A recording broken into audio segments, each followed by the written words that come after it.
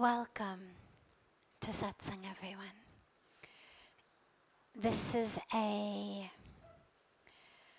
very special time every day because the word Satsang literally means in the presence of truth.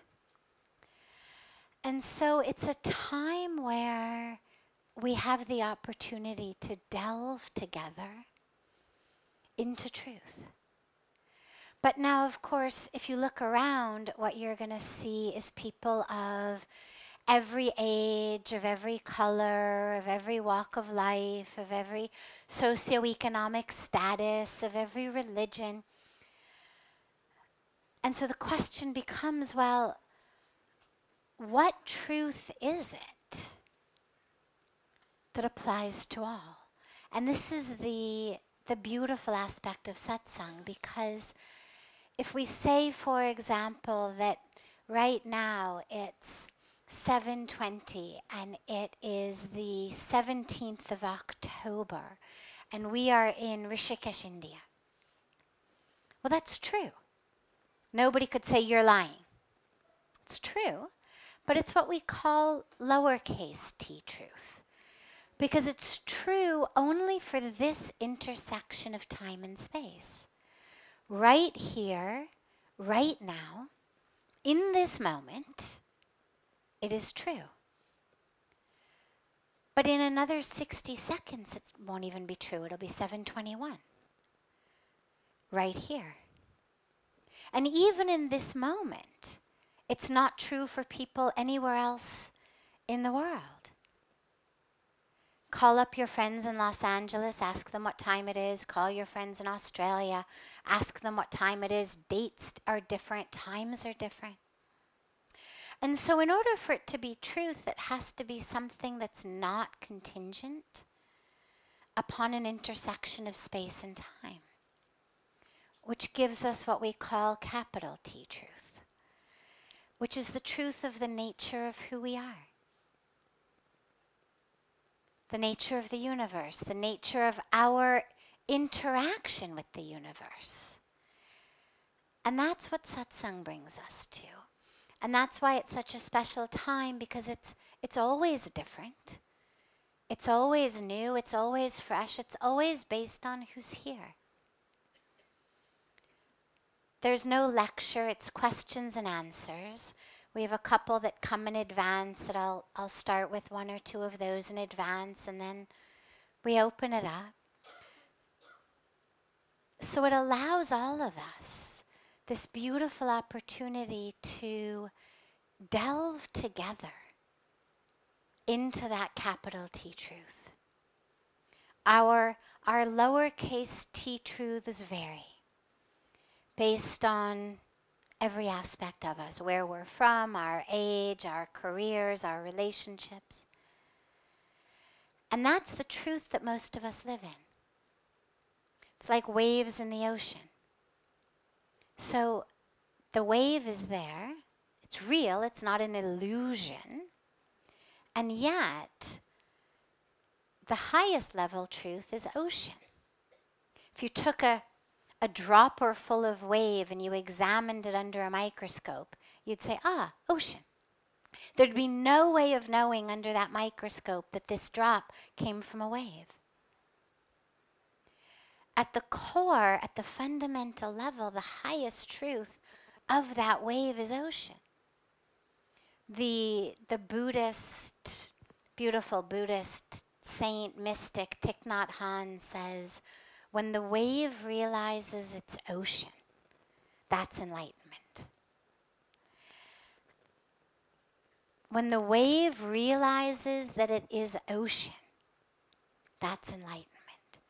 And so for us, when we realize the capital T truth, the more fundamental core truth that doesn't vary based on time, space, or any of the other variables. So it's such a wonderful joy to be together here in that space for truth. I'm going to begin with one that has come in advance and then we'll open it up. Should people believe in astrology? So it's a question actually that comes up a lot because, as you can see, we have a vast array of cultures and backgrounds. And for most of us from the West, astrology is nothing more than perhaps something we read in the paper after the comics. You know, we'll read the comics, and then maybe you flip over and you read your horoscope and kind of chuckle and go on about your day. It tends not to carry much more weight than the fortune in a fortune cookie. But in India, astrology is huge. People plan everything in their lives based on it. And so you see a lot the questions of really why, how, does it really matter? I'm far from an expert on the science of Jyotish, which is the Vedic astrology. But I'm a scientist by academic background. Not that type of scientist. I'm a scientist of psychology and neurology and, this part of us.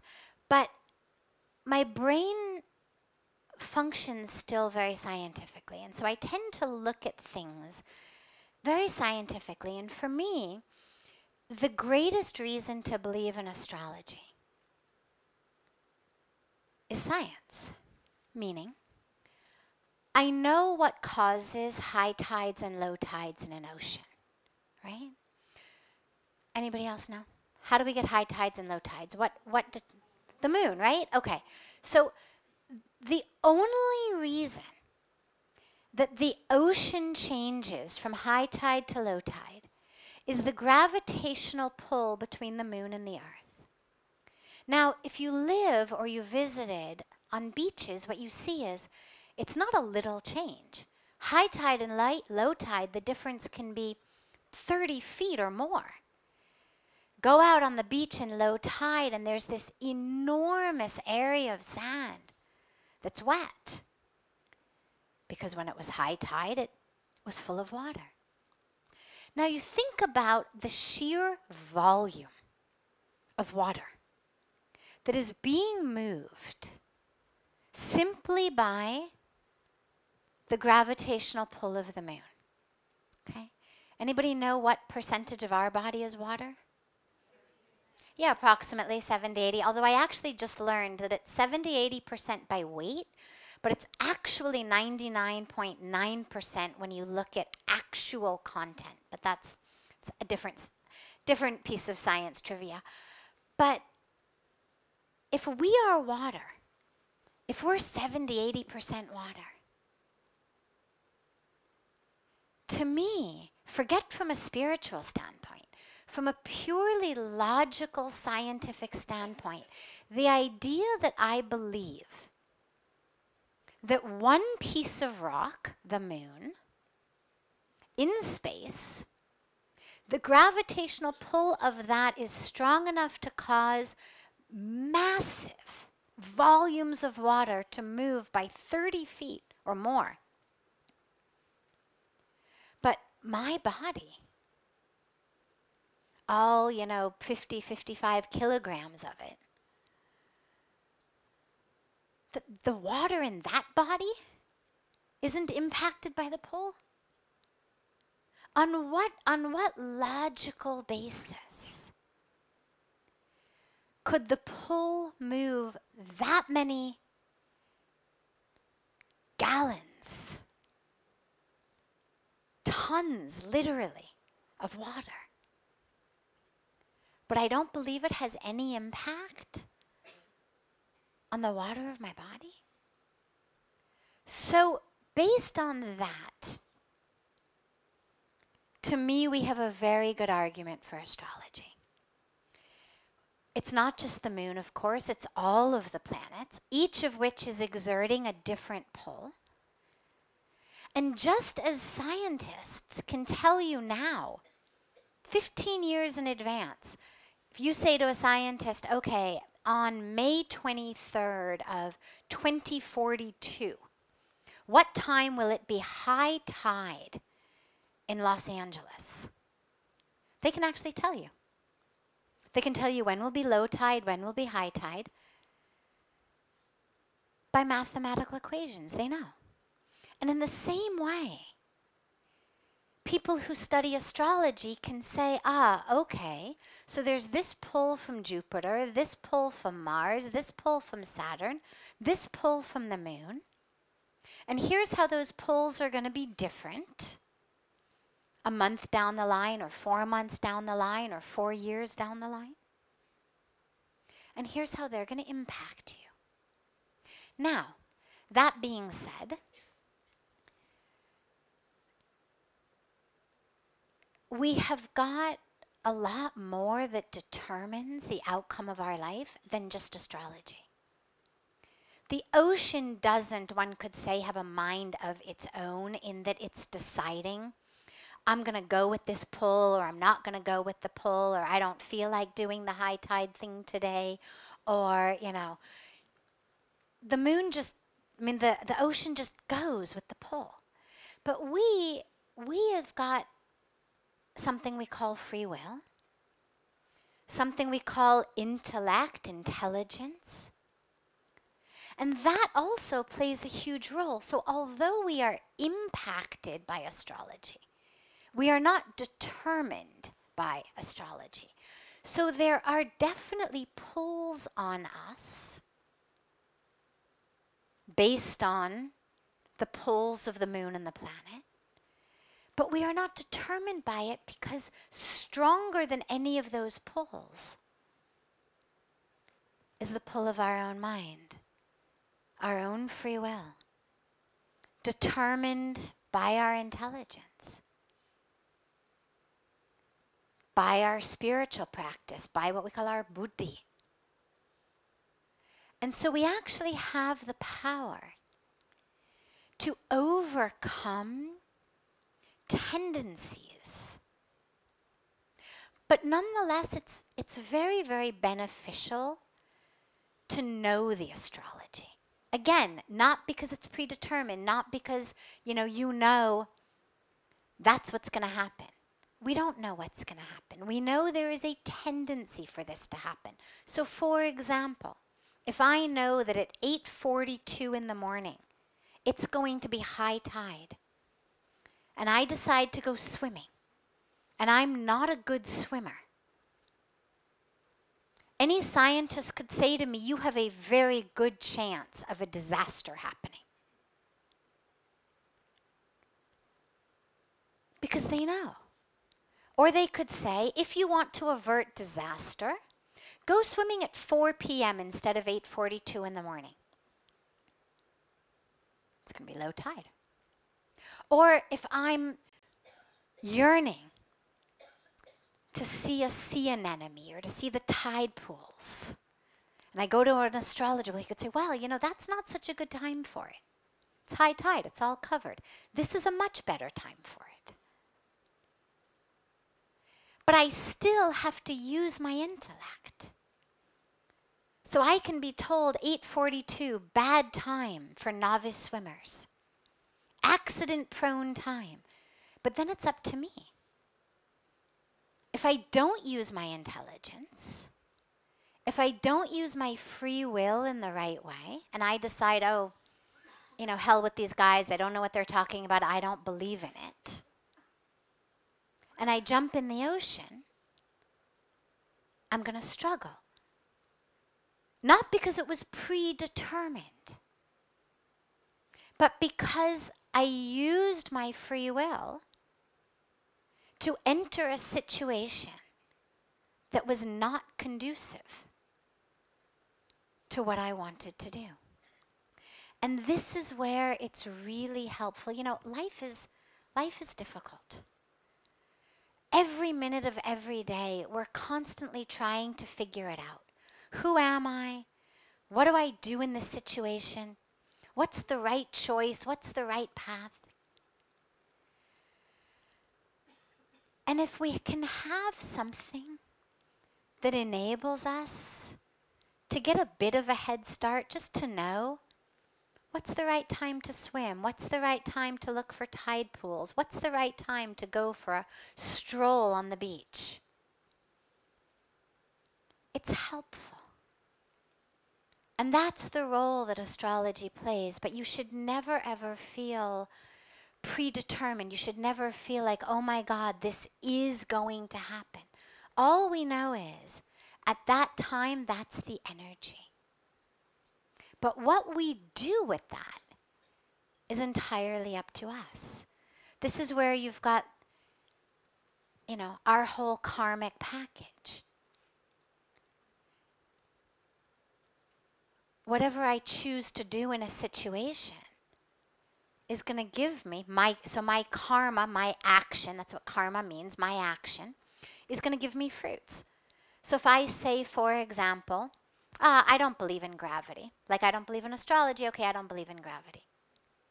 So the bird flies off the roof, I'm sure I can. Must just be a matter of making up my mind to do it. So the bird flies off the roof, I jump off the roof. I go, yeah, right? You know what happens when you do that. Thank you. What happens? I go splat, right? Whether I believe in gravity or not.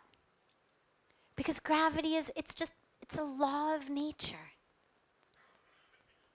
So the question becomes not, how can I not believe in these things, or how can I live my life separate from them?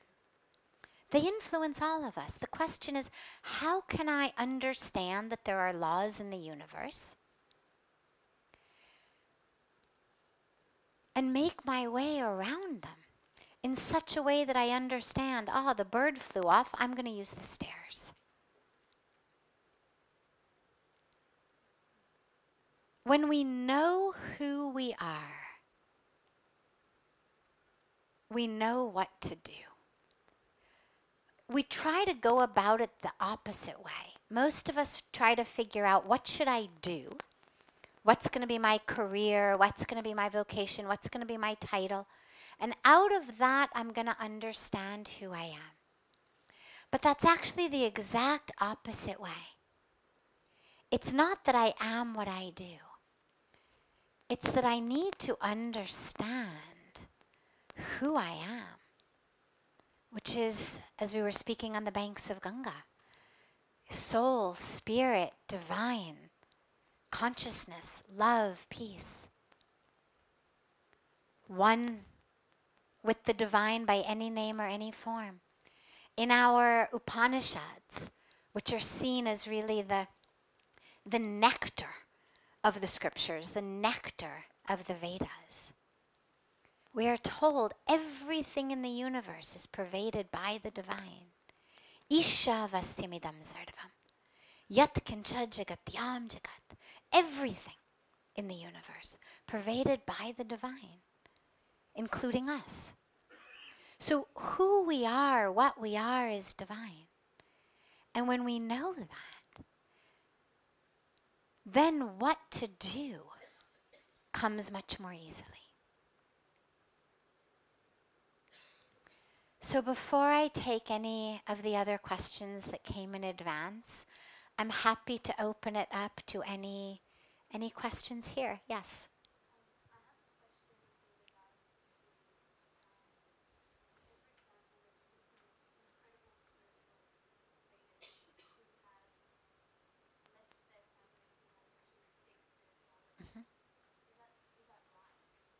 Okay, good. So in order to seek spirituality, do we need to leave our families? Do we need to leave something behind? Is that even right to do? Spirituality, a path of spirituality, literally, semantically, means one thing and one thing only: pertaining to spirit. If you look up spirituality in the dictionary, this is what you get. Pertaining to spirit, of spirit. Now what that is it's in direct contrast to materialism of matter, pertaining to matter. So there's two ways we can go about life, spiritually or materially. And it's not that they have to be to the exclusion of the other, but there are different ways of looking at the self in the world. The materialist standpoint says, I am matter. This is who I am. This is me. This is where I end. And then there's this empty space. And then she begins over there. And then she ends there. And there's this empty space. And he begins there. And that's the way of looking at the world of matter. The way of looking at the world spiritually says, I am spirit. You are spirit. You are spirit. And the same spirit that flows through me flows through you. There actually is no place I end and you begin. There's no place I end and the world begins. Because it's all spirit. And interestingly, again, coming back to science for a moment, if you took any of us and you stuck us under an electron microscope, a very, very high-powered microscope, what you'd see is actually the same thing. This border here looks like a border because the tools we use to see these two eyes are very limited. They're fine for our purpose in the world. We can navigate the world. But they don't actually see down to the finest level. Put us under an electron microscope, you don't see a border. You see whirling electrons. You see energy.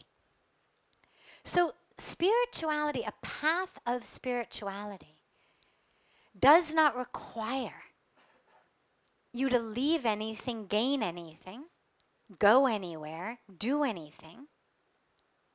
It simply is a commitment to seeing the world as spirit rather than as matter. And so when I look at myself, instead of judging myself and condemning myself based on what the body looks like or competing with other bodies based on how we look or how we play sports or who's got what title and job, who's got the corner office, who's higher ranking, who's got a nicer house, who has more cars, rather than looking at the world like that, spirituality means I commit to looking at it as spirit. Me and you. And so instead of looking at people as objects, objects to be either used or gotten rid of, I see the world as spirit, as divine. Now, in order to get there, which is that capital T truth that we speak about, in order to get there, it can happen anywhere. It can happen anytime. There's no prerequisites. But what it requires is that we're able to shift that focus. When I use these two eyes to see, I see material, I see matter. That's what these eyes can do. In order to see spirit, I have to open my third eye. I have to open my inner eye. I have to be able to see beyond rods and cones and frequencies and shapes and movement. And that can only be done through the spiritual eye. Which means that I have to actually take the time and the energy to close these two eyes and go within. And it's difficult sometimes to do that, living in exactly the same place we've always lived, with exactly the same people we've always lived, doing exactly the same thing we've always done. It's not impossible by any means, but this is where ashrams, as you know, the fundamental spiritual retreat centers have been in existence for thousands of years. Long before people had, stressful day jobs that they needed to get away from. In the scriptures, we hear about people visiting the Guru's ashram. And so people have been going to ashrams in order to look within for millennia. Because I have to look one direction. And tragically, we cannot look both directions at the exact same time. Just like you can't walk in two directions simultaneously. I can't go east and west simultaneously. I can't be looking outside and inside simultaneously. Once I've gotten the glimpse of the inside, I can certainly move through the world. This is where so many of the enlightened masters are in the world. Look at what happened with Buddha, right? He leaves, he goes, he sits under the tree. He has his awakening. But he doesn't go deeper into the jungle. He doesn't say, wow, this tree is the best. I'm going to now stay here forever. He goes back to share the teaching. So no, you don't need to leave anything. The only thing you need to leave is your own attachment to your ego. That's the only thing that is actually incompatible with a spiritual life. Because the ego literally, and our attachment to it, is the only thing that pulls us constantly out of spirit into matter. The ego constantly is the one saying, this is you. See those people, they're not treating you nicely. See those people, they're stealing from you. See those people, they're the competition. That's what the ego does. The ego looks out, it says, I need that. I want that. I hate that. That makes me angry. The ego is ardently attached to me as matter, me as identity, me as this body who has lived this number of years through this history with these things happening to it. That is me, for God's sakes. That's the voice of the ego. That is the only thing that doesn't go with spirituality. But if people need to leave where they are temporarily just to reset themselves, that's a very, very common and natural urge. Even our cell phones need to be recharged sometimes. Keep using them, keep using them, keep using them, keep using them. Eventually, battery dies, it gets staticky, you can't hear anything. So you plug it in and leave it for a while. Give it its time in the corner. Then it's recharged. And we actually need the same thing. And so whether it's a corner of our house, a spiritual corner we create in our house or in our room, or whether it's just a different corner of the world we go to, it's very, very helpful for recharging and resetting ourselves. Yeah, yes.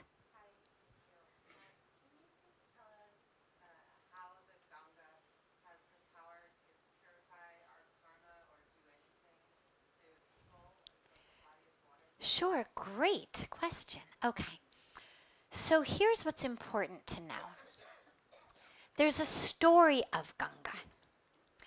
And I'm not going to give the story in its lengthy version, but the very short version of the story is that Ganga is actually a goddess who was living in heaven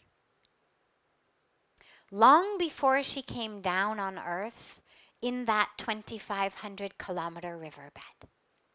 She was beseeched to come down on heaven by a sage, a rishi, named Bhagirath, whose ancestors, King Sagar, again, part of a long story, but King Sagar's sons had been burned to ash. And according to tradition, if final rites are not properly performed, it's believed that the soul doesn't attain peace. And so King Sagar was very, very worried about his sons not being able to attain peace because their final rites had not been performed. They had been burned to ash in the underworld. Okay. He is told, if you can convince Goddess Ganga to flow on earth, she will flow over the ashes of your sons and give them liberation. He doesn't do it. It goes through his descendants. Finally, Bhagirath gets Ganga to flow down. So that's the abridged version. But the crucial point of it is that the body of water is actually the form. The content is goddess, who literally, her power as the goddess is the power of purification. Kids go out to play in the mud. They come home. Mom says, off with the clothes, you're going in for a bath. Mom throws them in the bathtub, scrubs them down, right? She gets them clean. She washes off, literally, inches of dirt. In the same way, the Mother Ganga is seen to wash away the dirt of our past sins, of our ignorance, when she gives us a bath in her waters. But there's a very important other aspect of this, which is it is not the belief of you bathe, then go out and sin, then bathe. It's not exactly parallel to the kids who go out to play, because mom, of course, lets them out to play again and knows she's going to be scrubbing them down again tomorrow, and that's okay. The actual bath, the liberation that Ganga gives, is a spiritual connection that is a liberation from the part of you that did those sins. In the Indian spiritual tradition, we don't talk about people as sinners.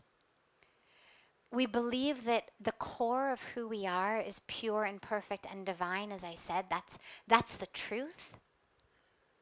But that out of ignorance, we identify as the body, we identify as matter. That leads us to have thoughts then, based on that, jealousy, anger, greed, lust, that lead me to engage in behaviors that are sinful. The fruits of those behaviors are what we call colloquially bad karma.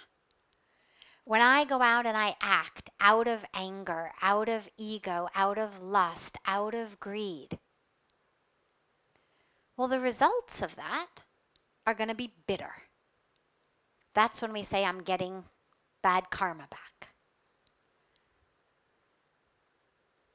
With the bath in Ganga, it's not about just obliterating the fruits of karma. It's about removing the ignorance within you that leads you to think I am this body and therefore act out of anger, lust, greed, ego, ignorance. If that doesn't happen, the purification doesn't happen. It's not a get out of jail free card. It works as a spiritual transformation. And so what that requires, unlike a child who may scream and cry his way through the bath, but mom doesn't care because he's clean for bed anyway, it only works with Ganga if you go in with the bhav, the feeling of purify me.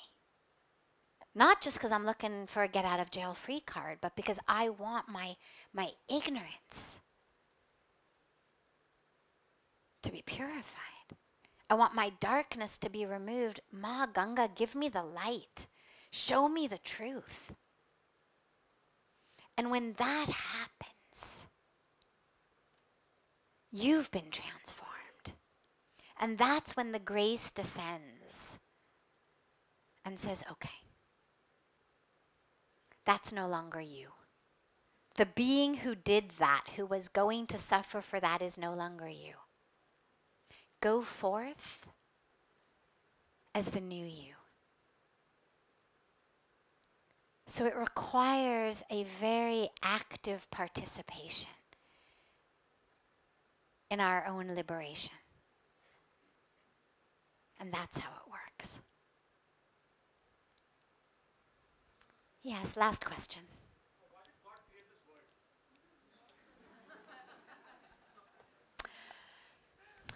What a way to end. Okay. It's always great. I'll say, I'll think, all right, we've got 3-4 minutes left, and then somebody will say something exactly like that. Why are we born? What's the point of it all? So why did God create the world? Well, again, I'm a scientist.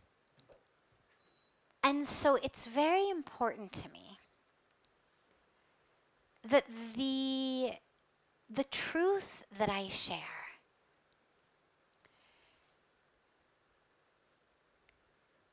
is a truth that flows through me, not based on, well, I read this somewhere, or, well, I heard somebody once say that, because you could all do that.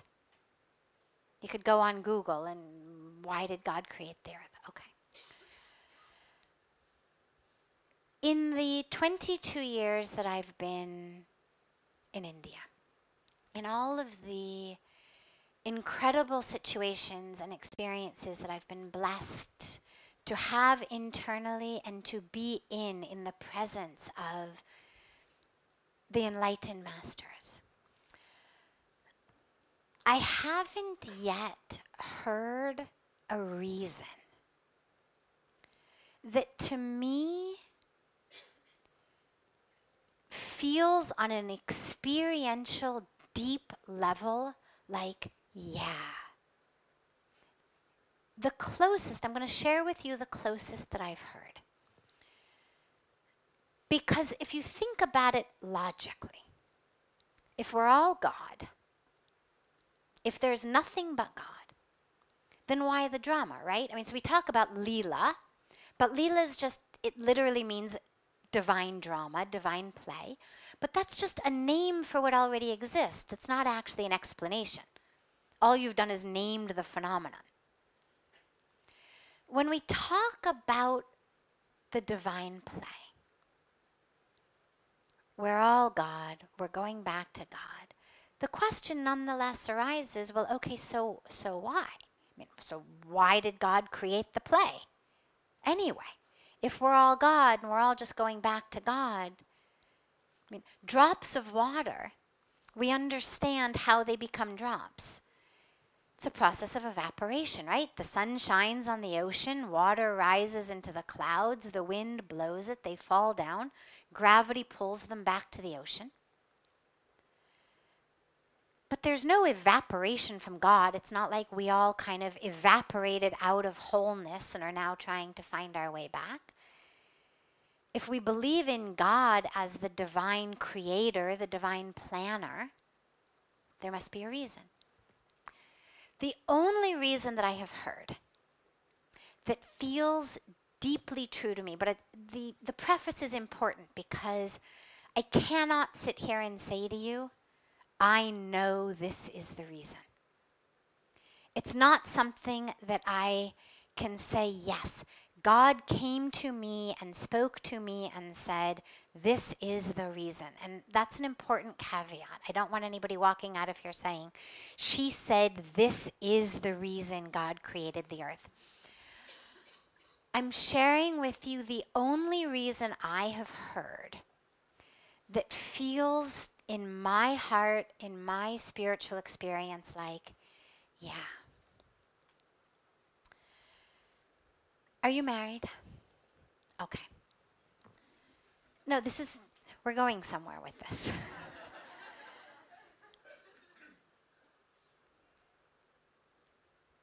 Is your wife here?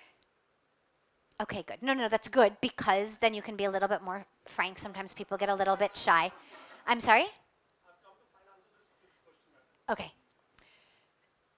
So in your marriage, you must fight sometimes, I imagine. Everybody here who's ever been in any relationship, we know we fight. Now, after you fight, something very magical happens. Right? What happens after a big fight?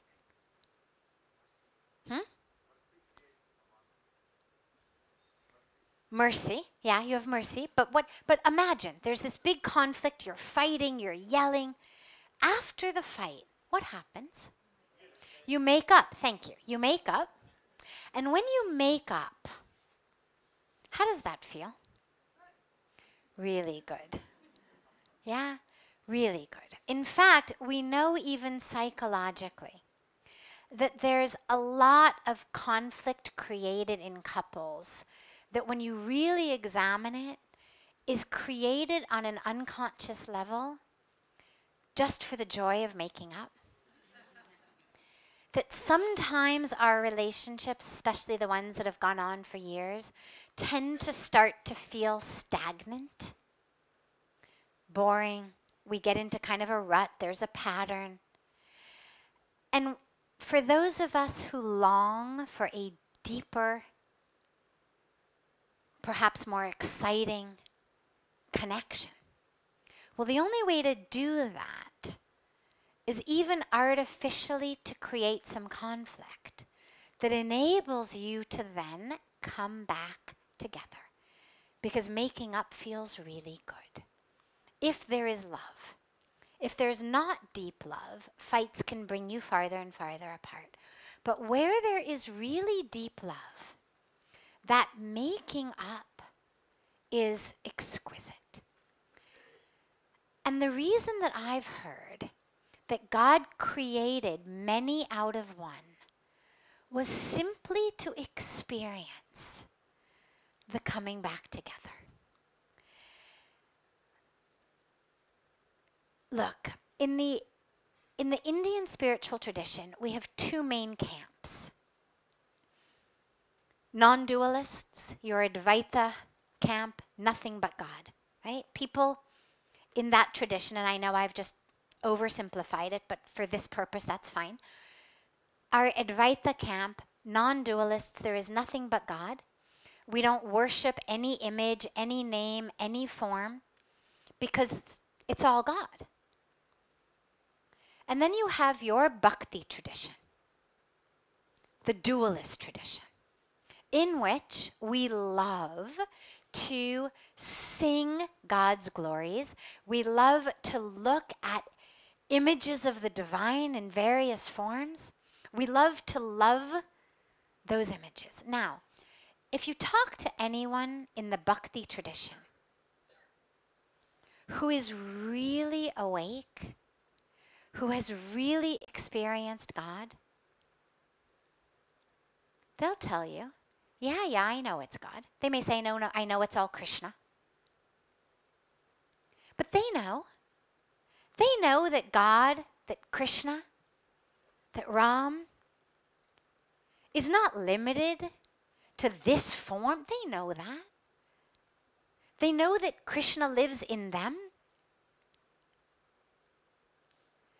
But loving God as outside of me, so that I have the joy of singing God's glories, I have the joy of coming back together, of two become one, is so exquisite that they consciously choose. It's not that they don't know it's all God.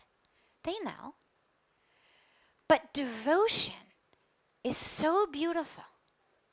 Being in love is so beautiful that we are temporarily willing to suspend what we know as the highest truth in order to have the experience of loving God.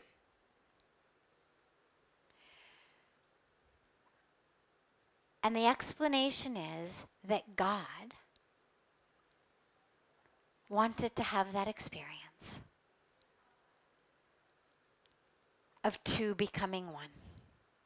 And in order to have that experience, God created many with ignorance. Not ignorance that was so impermeable that they would never get it, but just that required, a little bit of hard to get. To make the coming back even more exquisite. And for me, on a deep level, that's the only explanation for the why. Not the how, not the names, but the actual why that makes any sense to me. Because that experience of connecting with God is so powerful and so beautiful that I just love the idea that God is loving it also. Like, I know I'm loving it. And the idea that God is also saying, yeah, is a really beautiful concept. That we're both ecstatic at the reconnection.